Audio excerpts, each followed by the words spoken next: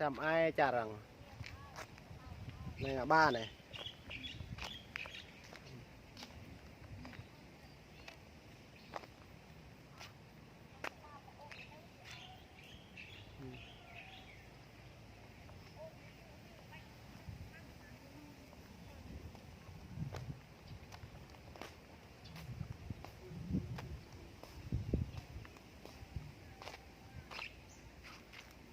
Đây đây.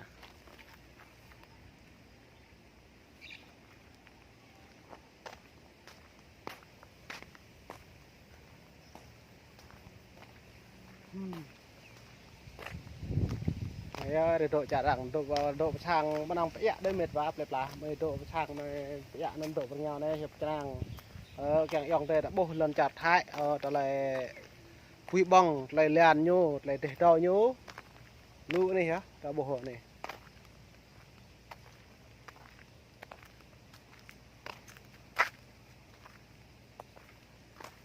từ lũ như đồng kẹp tao nhìn bị chặt hại nó mệt vãi dòng đây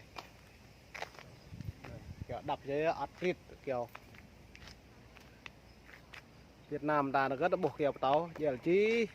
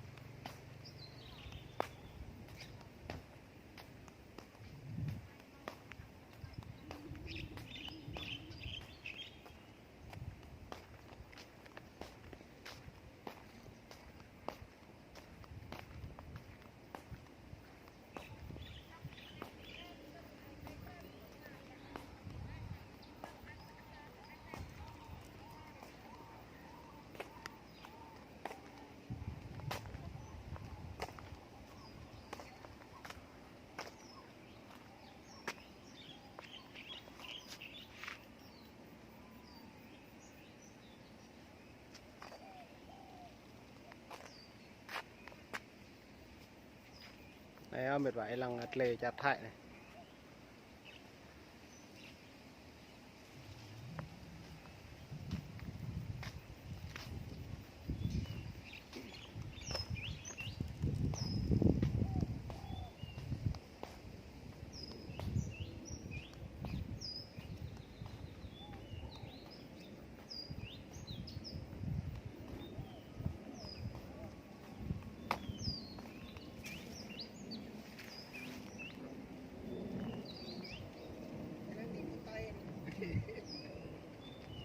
hôm tây đây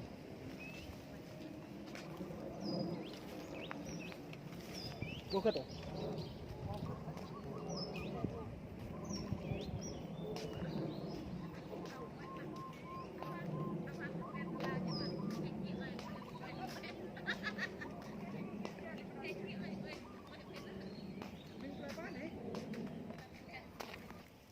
đi vi băng bên vai chẳng tới buồn sang muông này có mò muông có đi bỏ mà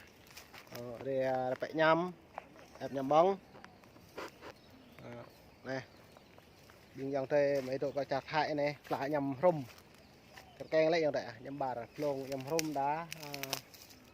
ếch đá lùi này này nhầm rum ai này sẽ nhầm rum lù tại cái bè lồng sông tí vào nhầm rum đấy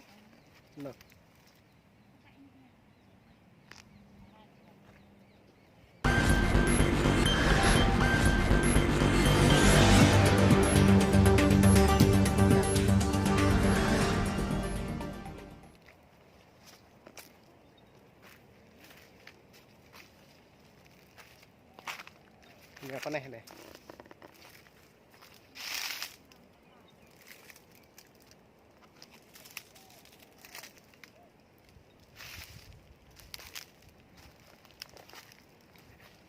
dạ dạng tết dạng chặt hại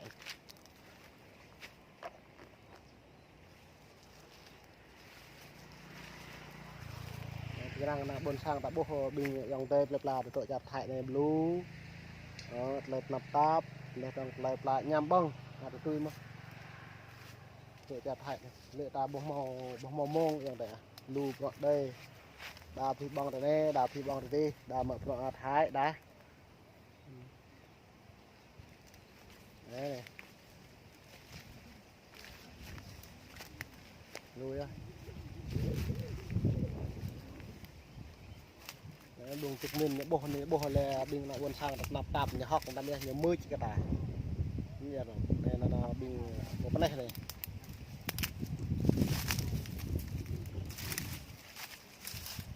này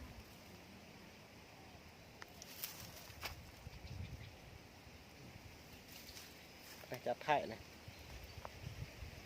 là quả tê mà đã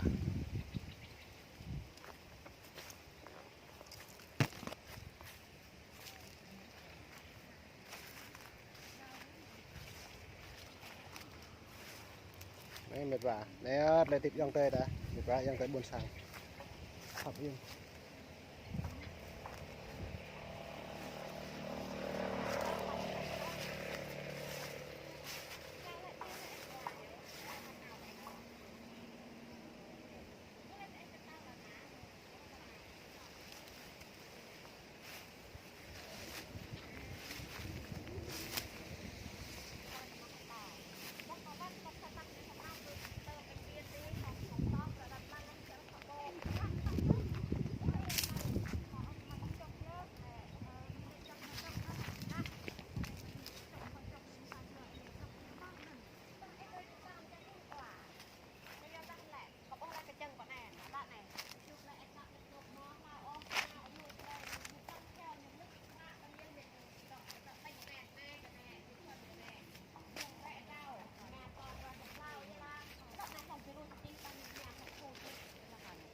nhầm rồng xem ai đây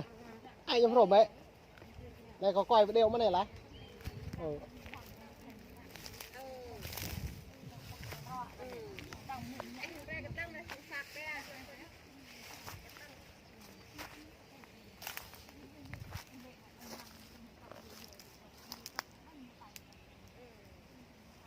đấy nhầm phép lang mệt vả như thế bằng một cái nhà đi ga đây này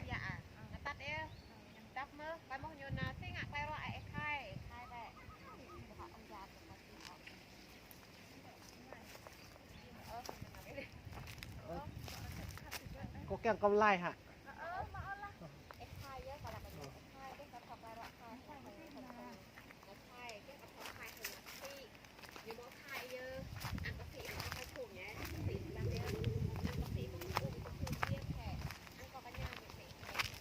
đây mệt vả đây chỉ là chặt hại này đây à